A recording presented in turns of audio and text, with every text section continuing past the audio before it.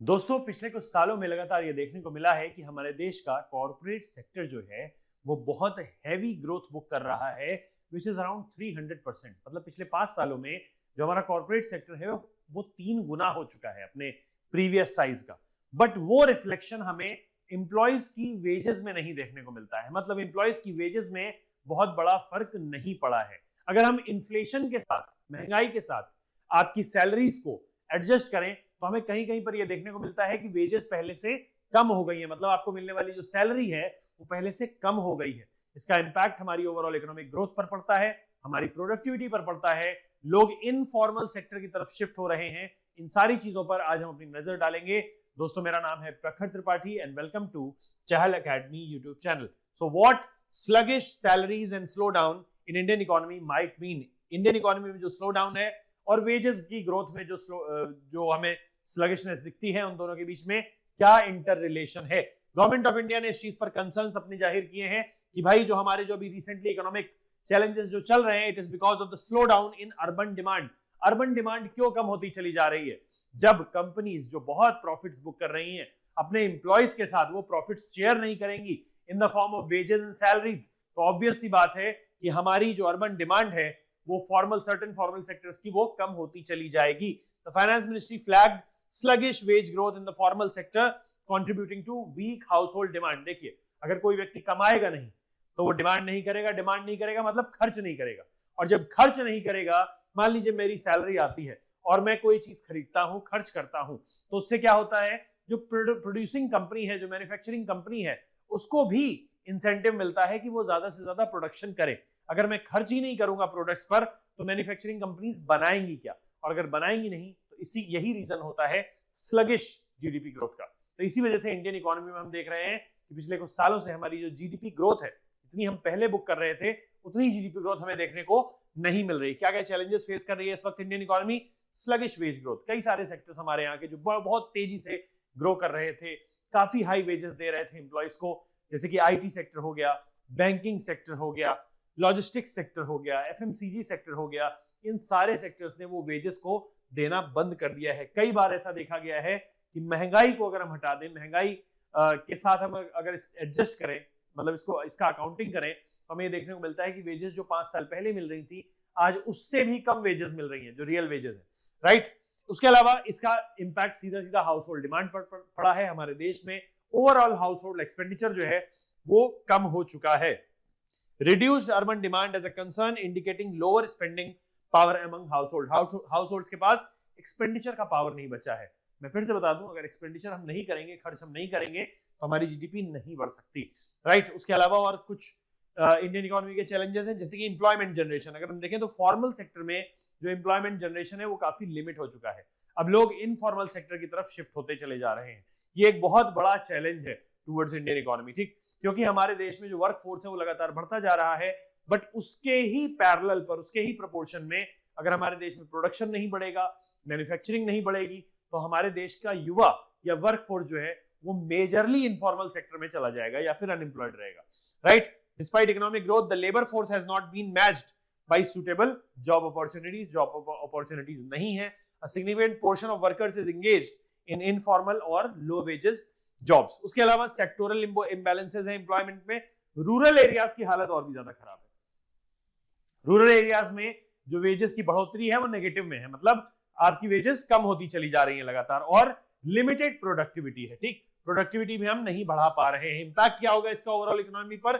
Economy higher paying sectors की तरफ shift नहीं हो पाएगी, या बहुत स्लो ट्रांजिशन हमें देखने को मिल सकता है। Economy's potential to develop sectors that could fuel sustainable growth, that could fuel sustainable and long term growth, वो लिमिट हो जाएगा, उसमें रेजिस्टेंस हमें देखने को मिलेगा।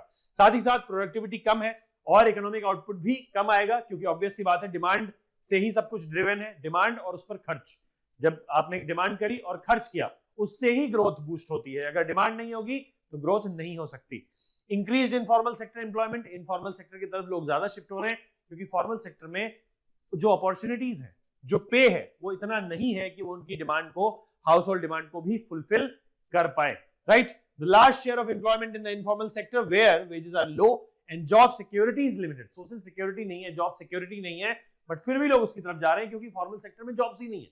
फॉर्मल सेक्टर्स इंप्लॉय कर ही नहीं पा रहे इतने ज्यादा लोगों को, राइट। इसीलिए लोग क्या कर रहे हैं, ओला चलाना, उबर चलाना, गिग इकोनॉमी का डेवलपमेंट, ठीक, अर्बन कंपनी, स्विगी, जोमैटो, ये सब क्या है, इन सब से लोग ज्यादा कमा पा रहे हैं। Although this is informal nature of jobs और इसमें किसी भी तरीके की जॉब सिक्योरिटी नहीं होती है, राइट। इनकम इनइक्वालिटी बढ़ती जा रही है, रूरल अर्बन इनकम इनइक्वालिटी बढ़ती जा रही है, फॉर्मल और इनफॉर्मल सेक्टर के लोगों की इनकम इनइक्वालिटी बढ़ती चली जा रही है। Higher inequality can reduce social stability and hinder inclusive economic growth. जो हमारा मोटिव है इंक्लूसिव इकोनॉमिक ग्रोथ का, जो 2008 में मनमोहन सिंह गवर्नमेंट ने इंट्रोड्यूस किया था कि हमें ग्रोथ कैसी चाहिए, सस्टेनेबल और इंक्लूसिव, जो सबके लिए हो, राइट, वो आज भी हम अचीव नहीं कर पाए हैं और आज हम कहीं ना कहीं रिवर्स साइकिल में जा रहे हैं, राइट। उसके अलावा और ओवरऑल इकोनॉमी पर इसका इंपैक्ट क्या होने वाला है, पब्लिक रिसोर्सेज जो है उस पर स्ट्रेन बढ़ता चला जाएगा, क्योंकि जब लोग कमाएंगे नहीं, प्राइवेट सेक्टर पे नहीं करेगा, तो ऑब्वियस सी बात है लोग किस पर डिपेंडेंट होंगे, गवर्नमेंट के सपोर्ट पर,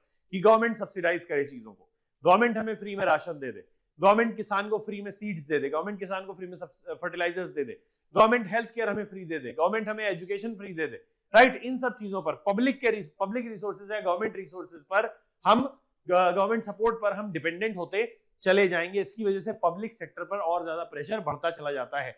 रूरल इकोनॉमी स्टैग्नेंट हो चुकी है, क्योंकि रूरल एरियाज में किसी भी तरीके का हमें इकोनॉमिक ग्रोथ या प्रोडक्टिविटी बढ़ती हुई देखने को नहीं मिली है। Weak wage growth in rural areas limits rural consumption affecting overall national economic performance. Bharat गांवों का देश है, भारत किसानों का देश है, मगर आप जब किसानों को और गांवों को प्रोवाइड ही नहीं करोगे, उनको एम्प्लॉयमेंट ही नहीं दोगे, वर्कफोर्स अनएम्प्लॉयड घूमेगा, तो ऑब्वियस सी बात है गांवों की इकोनॉमी स्टैग्नेंट हो जाएगी और उसका बहुत बड़ा इंपैक्ट हमारी ओवरऑल इकोनॉमी पर पड़ेगा। लॉन्ग टर्म सॉल्यूशंस क्या है, वेजेस को बढ़ाना पड़ेगा बॉस।